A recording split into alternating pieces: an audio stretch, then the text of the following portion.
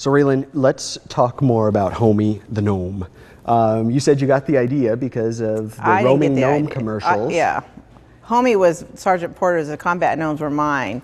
And they just kind of evolved, you know. But Homie, people are loving Homie.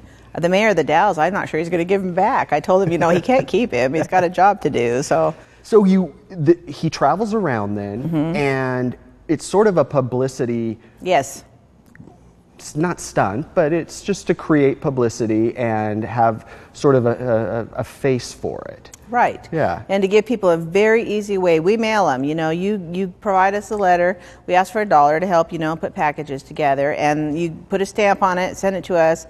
And, you know, all that stuff is on our website. And we'll send those over. You can write to a soldier, sailor, airman, or Marine. We have someone out there we can send it to, and they can distribute them. And, you know, I've been told over and over that even if it doesn't have their name on it specifically, just to get hard mail from home out there in the middle of the desert is pretty awesome. Yeah, it's probably really... more than you'll ever know. Yeah, and more, and hopefully and thankfully, yeah, I will never have to know. But that is very important that these things are being done. So tell me then, when the gnome travels around and people take, like for instance, he's in the Dells right now, Homie. So what is he doing in the Dells? Like, what's his day consist of? Good grief, he's been everywhere. He's going to the rodeo. He's going to be joining the mayor on horseback. I'm hoping that goes well. He's going to be, he's in the parade. He's been to ball games. He's been to civic meetings. He's been at city council meetings, sitting there, you know, up there with them. He's been eating endlessly. The mayor's been taking him to a lot of birthday parties and things like that. And I told him I'm kind of sincerely worried about this, but you know, anyway, so Homie's having a great old time. Well, good. So people take photos and stuff with him, yes. And then do those actually go to the troops? Those photos, or those go on your Facebook? We post them on our Facebook and on our website, and then the troops can pull them off, you know, from there. And then we're getting the combat gnomes. One of the Marines' name there is Leroy, and he was fixing a generator and standing in formation, and you know, so they are challenged to name their gnome too. Okay. Anyway, so we're having a lot of fun with this. You know, it's just fun. Yeah. It's fun for citizens because it's an easy way to get involved and say, you know, really put action behind the words that you support the troops, and it's really boosting morale out in the field. Cool. Campaign of One. Tell me more about that.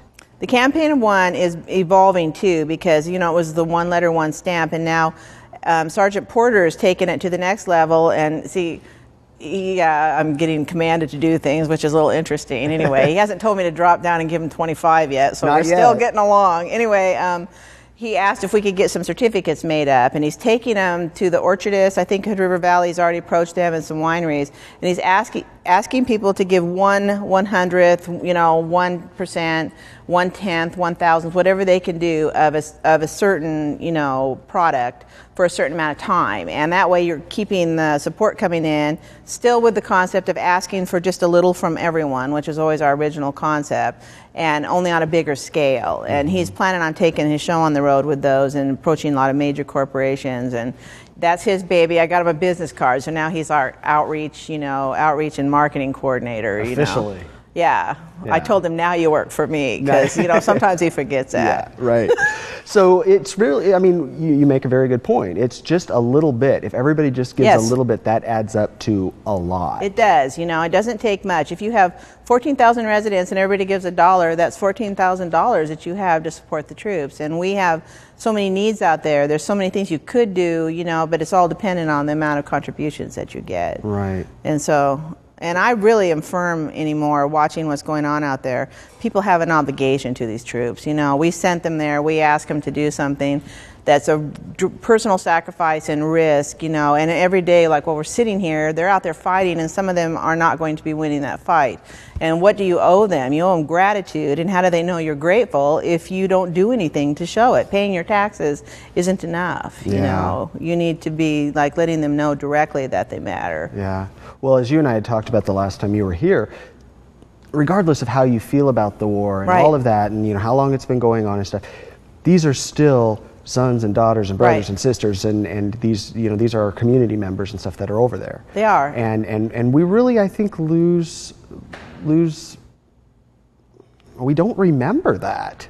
Right. I think a lot of people want to demonize the warriors because they don't like the war. But these guys didn't get up and say, hey, Hank, I'm bored. Let's go invade Iraq and Afghanistan today. Congress took a vote, decided to send them over there, and they answered their call. And a lot of them joined the military because of September 11th. Mm-hmm. My son, will stay there in what he calls the meat grinder over and over and over again because he's just bound and determined that we're not going to have another incident like that here. And you'll find that same level of commitment with most of them. Mm-hmm. So your son he's a Marine, mm-hmm. and so you're a Marine. Rambo. You're a Marine mom.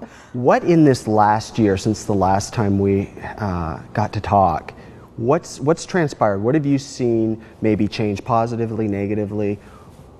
Maybe what's happened with the Gorge Heroes Club in that year? Well, it was a very difficult year for me last year because when you love somebody and they're deployed, you just have a black cloud that kind of lives over your household. He got back from Afghanistan and he had so many near misses. He was there during a time of record deaths, last summer, and he was right there in the mix. And I would get phone calls that would just raise the hair on the back of my neck. It's like, oh no. And you have to stay calm. You have to keep them going. And he got home and immediately went off to do all this special training and emails me just this glowing report that he's been driving some high-powered SUV and he's learned how to use the e-brake to turn 180 and 360 degrees to line the gunner up with the target. And I'm like, dude, you're not driving my car. So, you kind of learn to roll with it. Yeah. And the Heroes Club is my way and a lot of the military family's way of coping with the stress because you can put it into action. You don't have to sit there and just feel worried. You can be doing something to make them, to make their life better. And I told my son I'd match his efforts on this side of the pond, and I'm doing my level best to do that. Wonderful. Let's talk about the book when we come back. Yeah. All right. Be right back. After the break. Some of the interviews are pretty grueling. I kind of felt like I had a case of PTSD last week when I interviewed one of them because he told me, don't take a pass. You have to talk about the ugliness of war because people have to get that.